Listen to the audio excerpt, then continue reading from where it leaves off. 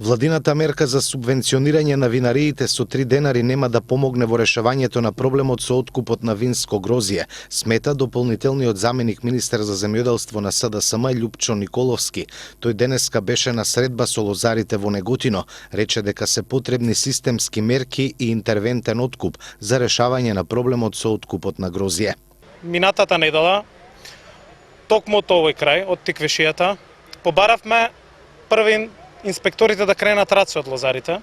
Побаравме да престанат манипулациите на државните органи и на инспекторите поврзани со измените на законот за вино и тој закон да се применува така како што е донесен, а не да се прави повторно притисок врз откупувачите и притисок врз лозарите. И клучно е она што навремено, пред било кој друг, побаравме државата и владата веднаш, согласно Законот за земјоделство и рурален развој, да донесат одлука за интервентен откуп. Тоа право го имаше министерот, јас јавно го повикав веднаш да се донесе одлука за интервентен откуп од страна на владата, зашто сметаме дека единственото можно решение.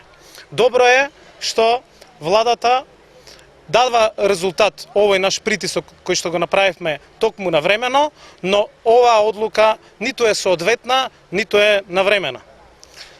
И требаше на владата една недела за да смисли одредена мерка која што ќе ја донесе на владина седница.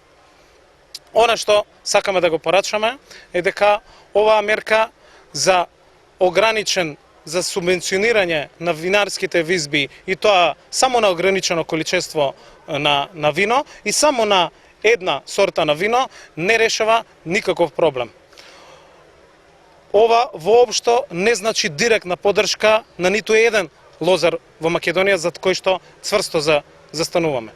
Лозарите, како што денеска сум информиран, повторно ги имаат проблемите. Тие ги имаат проблемите и со ланското неисплатено грозје, тие го имаат проблемот што владата преку ноќ го смени законот и наместо за 3 месеци, сега исплатата на лозарите ќе биде за 6 или 8 месеци, тие го имаат проблемот затоа што и во овие неколку дена имаат огромна штета која што државата ниту помислува да им ја исплати, ниту пак лозарите добиваат повисока цена на грозјето токму од оваа владина мерка.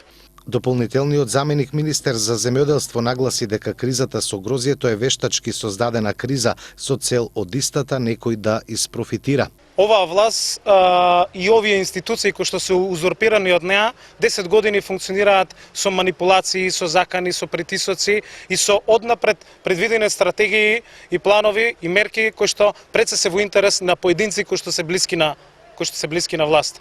Така и во овој случај. Оваа криза, кажав дека е вештачка уште минатата недела токму од овде од Тиквешијата, кога го видовме на лице место проблемот кој што се создава.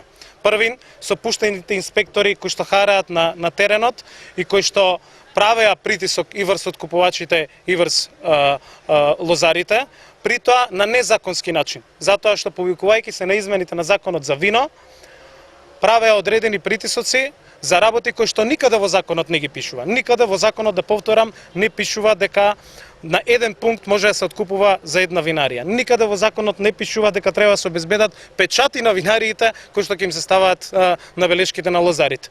Но очигледно стануваше збор за вештачка криза која што некој сака да ја создаде, за да сега се нарекува спасител на лозарите.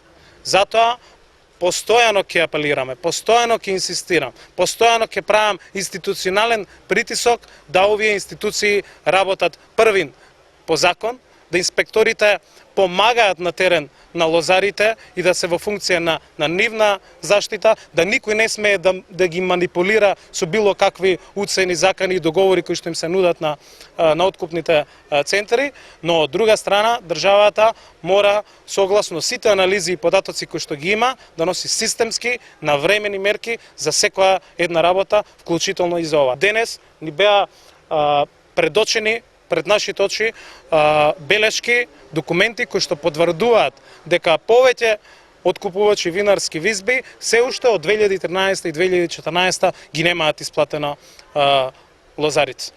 Треба се стави крај на манипулациите кои што ги прави оваа власт со лозарите и ако има пари за споменици, ако има пари за скулптури, за панорамски тркала, државата мора да има фонд преку кој што навремено ќе ги преземе сите мерки, навремено ќе се стабилизира пазарот и земјоделците на било кое производство ќе имат стабилни и достоинствени цени кои што ќе овозможат нивен достоинствен живот.